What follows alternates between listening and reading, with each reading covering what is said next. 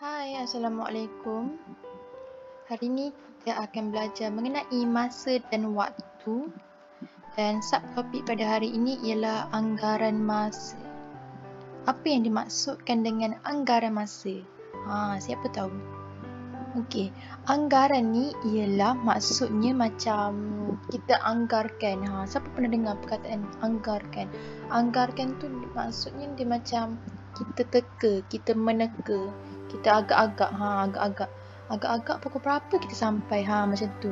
Itulah yang dimaksudkan dengan anggaran. Jom kita tengok contoh situasi satu untuk anggaran masa. Okey, dekat sini ada family band. Ada band Atuk dengan sepupu dia Gwen. Diorang nak pergi berjalan-jalan.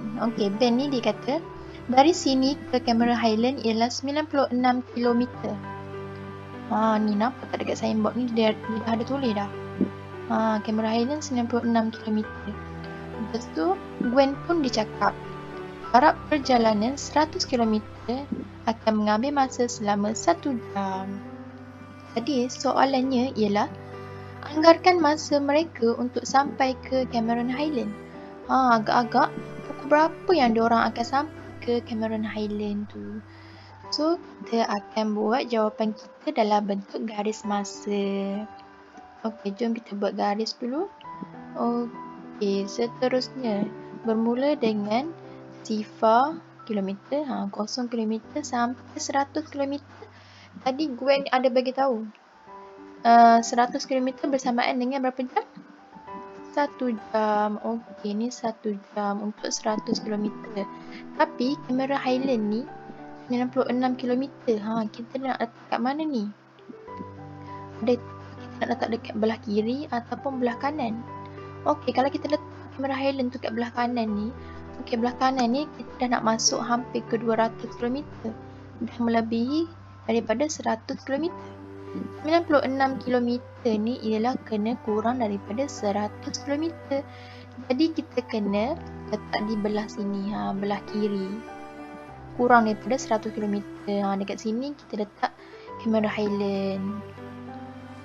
So, yang ini ialah berapa kilometer? 96 km. Berapa lama masa untuk mereka sampai ke Cameron Highland ni? Berapa lama? Okey, jawapannya ialah anggaran masa untuk sampai ke Cameron Highland ialah lebih kurang 1 jam.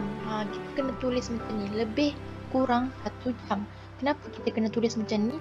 Sebab kita ni hanya meneka, kita hanya anggarkan, kita hanya agak-agak diorang akan sampai lebih daripada masa 1 jam ke ataupun kurang daripada 1 jam. 1 jam bersamaan dengan 60 minit. Mana tahu kalau diorang sampai cepat ke, sampai awal ke, kan, sebab tak ramai orang pergi sana, kereta tak banyak, so diorang sampai awal daripada 1 jam, maybe dalam 50 minit ke, 45 minit ke. So maybe juga boleh jadi lebih daripada 1 jam. Kalau kita masa tu kita tengah naik kereta tu ada banyak kereta ke, tengah sesak ke, tengah jam ke, kan. So sebab tu kita just anggarkan, kita hanya anggarkan masa. Jadi inilah jawapannya, kita kena tulis lebih kurang 1 jam. Okey, jom kita tengok contoh situasi yang kedua. Okey, Atuk ni dia kata dari sini ke Fraser Hill pula ialah 110 km. Fraser Hill pun 110 km. Okey, tadi kita dah kira untuk Cameron Highland punya. Kita nak kira untuk Fraser Hill pula. Kalau Fraser Hill dia adalah 110, kena lebih daripada 100. Jadi kita akan buat dekat bahagian sini, bahagian belah kanan. Okey, yang ni 200 km, tapi kita tak sampai pun 200 km. Kita hanya lebih sikit daripada 100 km tu. So kita buat dekat dengan sini lah. Okey, kita akan buat 110 km. Fraser Hill tu dekat sini. Okey, yang ni pun kita tak tahu agak-agak pukul berapa, kan. Jadi kita kena tulis jawapan kita. Anggaran masa untuk sampai ke Fraser Hill ialah lebih daripada 1 jam. Okey, lebih daripada 1 jam.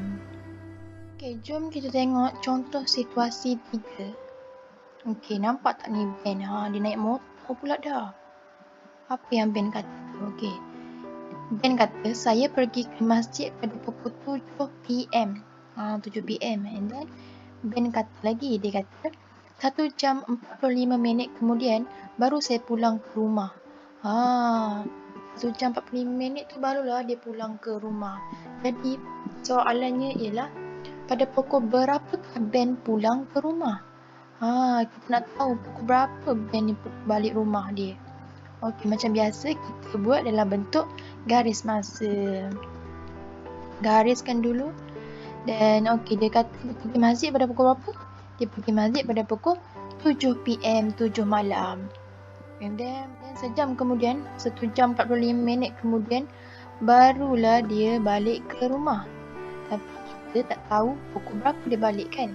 Okey, yang ni macam mana kita nak buat? Macam mana? Kita tak tahu ni macam mana.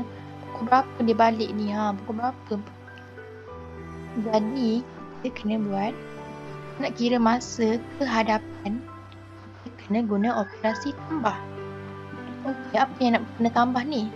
Okey, 7 PM ni, 7 malam ni, kita kena tambah dengan 1 jam 45 minit. Okey, kita tambah je dekat sini. 1 jam 45 minit. Yang ni tempat jam, yang ni tempat minit. Okey. Sifar-sifar tambah 45, kita akan dapat 45. 7 tambah 1, kita akan dapat 8. Okey, sekarang kita dah dapat ke belum jawapannya? Dah dapat kan? Jawapannya dah siap dah. Jadi kita akan tulis jawapannya, Ben pulang ke rumah pada pukul berapa ni? Kita dah dapat jawapan ni. Pukul 8.45 PM. Iaitu malam. Bagus Ben ni, anak soleh. Dia pergi masjid pada pukul 7. Pukul 8.45 baru dia balik rumah. Sebab apa lama sangat Ben pergi tu? Sebab dia solat jemaah dulu maghrib kat sana. And then ada ada ceramah, mengaji kan. Lepas solat isyak barulah Ben pulang ke rumah dia. Okey, bagus Ben ni, anak soleh. Okey, seterusnya jom kita tengok contoh situasi yang keempat. Okey, contoh situasi yang keempat pula. Ada Ben lagi dekat sini. Okey, apa yang Ben ni dia kata? Dia kata, saya bermain di padang. Kemudian, saya sampai di masjid pada pukul 7 PM. Yang ni apa yang dia buat sebelum dia pergi masjid tu. Okey, seterusnya dia dah cakap lagi.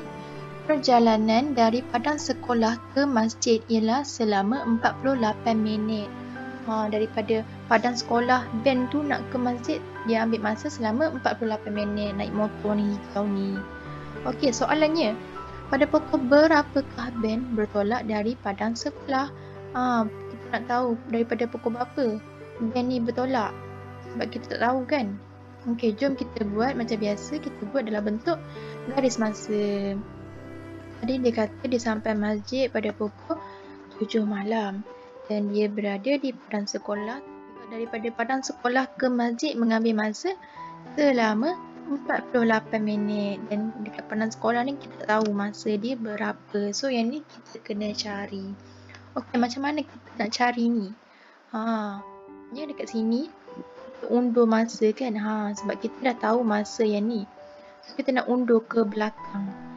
Okey, operasi apa yang kita nak kena guna ni? Okey, disebabkan kita undur, kita nak kira masa ke belakang, maka kita kena guna operasi tolak. Apa yang nak kena tolak ni? Okey, 7 PM ni, 7 PM kita kena tolak dengan 48 minit. Okey, so tolak je macam biasa. Okey, yang ni macam biasa tempat jam dan yang belakang ni ialah tempat minit. 2 digit dekat belakang ni ialah tempat minit. Pastikan isi tempat yang betul ya. Okey, jadi kita tolak je macam biasa. Sifar tolak 48. Berapa kita akan dapat? Yang ni tak boleh kan? Sifar tolak 48 tak boleh. Jadi kita kena buat apa? Kita kena pinjam. Okey, pinjam daripada jam. Pinjam dekat 7 ni. 7 akan jadi 6. Okey, sifar ni kita nak jadi berapa? Kita nak jadi 10 ke? Kalau 10 tolak 48 pun tak boleh lagi. So, kita kena ingat formula 1 jam bersamaan dengan 60 minit. Jadi, kita akan tambah 60 minit dekat kawasan minit ni, dekat 2 digit minit ni. Jadi, dia akan jadi 60 lah dekat sini. Sifar-sifar tambah 60 akan jadi 60. So, yang 60 ni lah kita kena tolak dengan 48. 60 tolak 48, kita akan dapat berapa? Kita akan dapat 12. 6 tolak sifar, kita akan dapat 6. Jadi, kita dah siap kira kan? Okey, kita boleh tulis jawapannya. Ben bertolak dari padang sekolah pada pukul berapa? Pukul 6.12 petang. 6.12 PM. Okey. So, dia pukul 6.12 PM ni dia dah bergerak nak ke masjid. Dia sampai masjid pukul 7 PM. Okey, setakat itu sahaja daripada saya, Cikgu Fakihah. Bye. Assalamualaikum.